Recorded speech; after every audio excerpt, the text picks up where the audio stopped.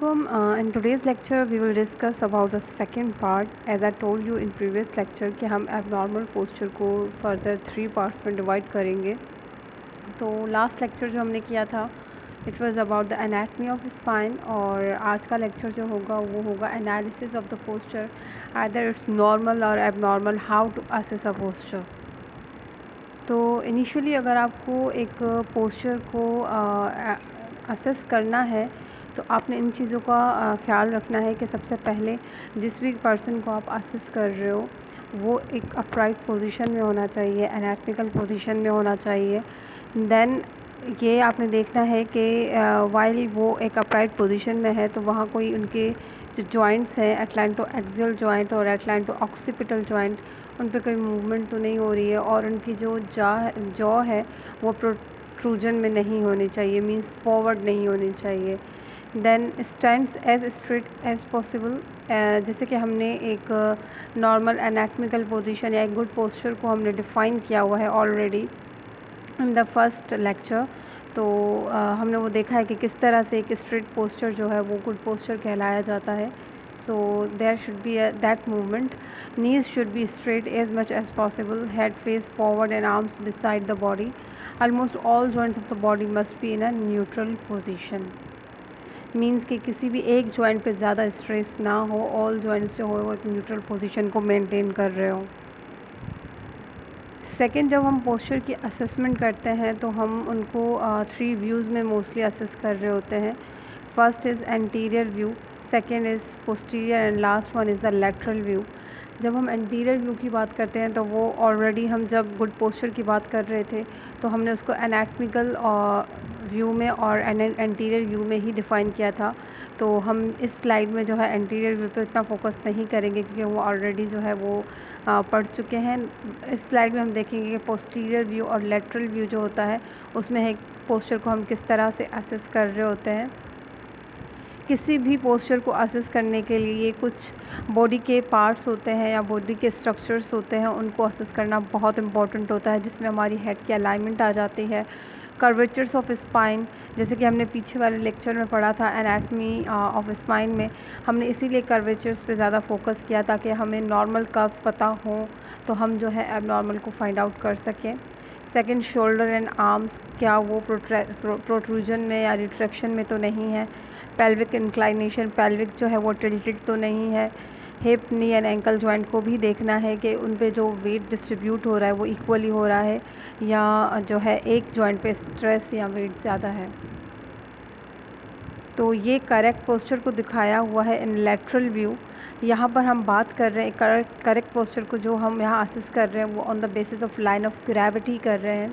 जो सेंटर में पोस्चर दिखाया हुआ है उसमें लाइन ऑफ ग्रेविटी जो है वो बिल्कुल मिड ऑफ द स्पाइन, या यहाँ पर जो मेंशन किया हुआ है कि हमारे जो लाइन ऑफ ग्रेविटी है वो external auditory meatus means air से पास आउट हो रही है.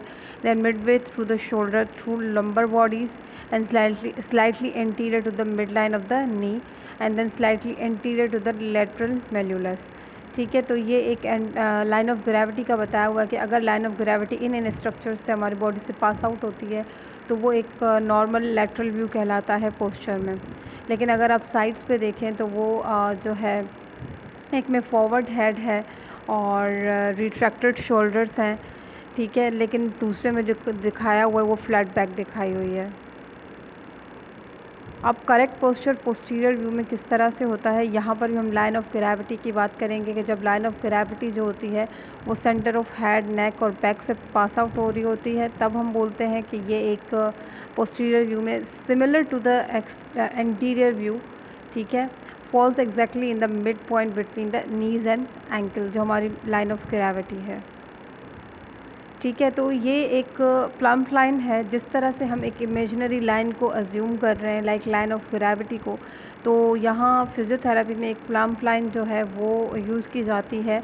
यहाँ पीछे ग्रिड चार्ट भी दिया हुआ है और एक रोप जो है वो पास की जाती है जिसमें एक कोई भारी चीज़ या बॉब की तरह कोई चीज़ जो है वो अटकाई जाती है और उसमें एक बॉडी को खड़ा किया जाता है ताकि हम देख सकें कि वो जो रोब हमने रखी है वो क्या उन्हीं स्ट्रक्चर से पास आउट हो रही है जिस तरह से हमने पिछली स्लाइड्स में बताया कि लाइन ऑफ ग्रेविटी कहाँ कहाँ से पास होती है, तो हम उसको नॉर्मल पोस्चर कहते हैं।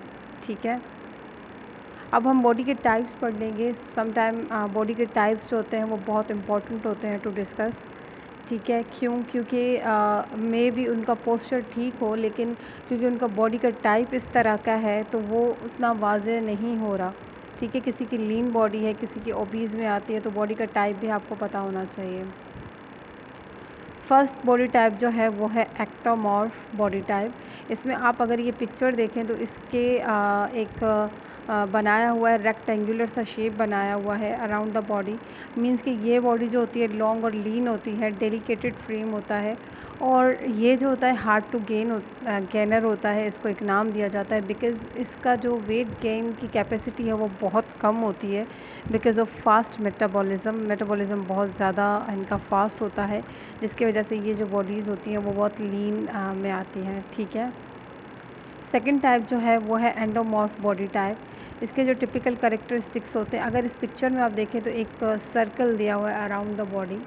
मींस कि वो उसको डिनोट कर रहा है कि एक सर्कुलर बॉडी की तरह ये एक बॉडी टाइप है, जिसमें बॉडी जो होती है वो वाइडर होती है। ठीक है, इस वाली बॉडी टाइप में जो कैपेसिटी होती है टू स्टोर फैट वो ज़्यादा होती है। ठीक है, क्योंकि इनका जो मेटाबॉलिज़्म वो बहुत स्लो होता है, तो ये इजीली जो है फैट को गेन कर सकते हैं। ठीक है, लास्ट जो हम बॉडी टाइप डिस्कस करेंगे that is mesomorph body type.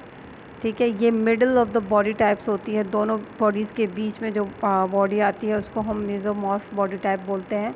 इसमें आप अगर पिक्चर के अराउंड देखें तो एक रेक्टेंगुलर सा ट्रायंगुलर सा शेप दिया हुआ है। ठीक है, ये मोस्टली जो ये बॉडी टाइप पाई जाती है वो एथलीट्स में पाई जाती है। ठीक है, जिनकी वाइड जो होती है मसल्स होती हैं और वाइड अपर बॉडी होती है और एब्स वगैरह बने हुए होते हैं, तो ये बॉडी टाइप मोस्टली जो होती है वो एथलीट्स या स्पोर्ट्स पर्सन्स में देखी जाती है। So that's all about the assessment of the posture. If you have any question you can ask in the comments. Thank you.